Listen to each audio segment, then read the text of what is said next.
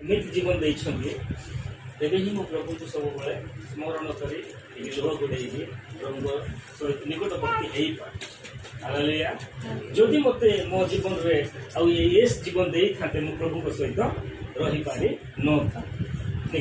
ମନ ଅଲଗା ହେଇକି ମନ ବଦଳି ଯାଇଥାନ୍ତା, ଏ ଜଗତର ମନ ହିସାବରେ ରହିପାରିବ।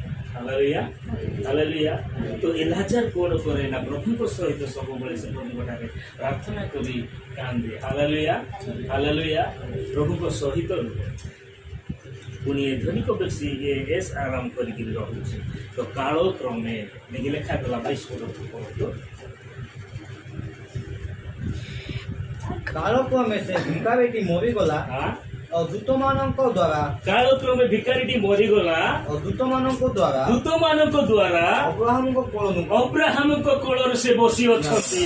ହାଲେଲୁୟା। ଯେତେ ଜଣ ପ୍ରଭୁଙ୍କୁ ବିଶ୍ୱାସ କରୁଛନ୍ତି, ପ୍ରଭୁଙ୍କ ଅନୁସାରେ ରହୁଛନ୍ତି, ହୁଏତ ଖାଇବାକୁ ମିଳୁନଥିବ, ହୁଏତ ପିନ୍ଧିବାକୁ ମିଳୁନଥିବ, ହୁଏତ ଅଭାବରେ ପୂର୍ଣ୍ଣ ରହୁଛନ୍ତି। ମୋର ପ୍ରିୟମାନେ, ଆପଣମାନେ ନିରାଶ ହୁଅନ୍ତୁ ନାହିଁ, ହତାଶ ହୁଅନ୍ତୁ ନାହିଁ।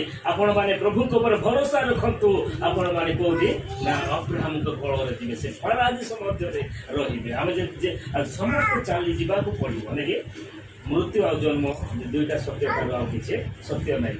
ଅଛି କି ମରବାଟା ସୁନିଶ୍ଚିତ, ବଞ୍ଚିବାଟା ହଉଛି ଜନ୍ମବାଟା ସୁନିଶ୍ଚିତ। ଦେଖି ଜନ୍ମ ହେଲୁ ଯେତେବେଳେ ମରବାଟା ସୁନିଶ୍ଚିତ, ମରବୁ ଦିନେ। Hallelujah hallelujah. ତ ଏଇଠି ଦେଖୁଛୁ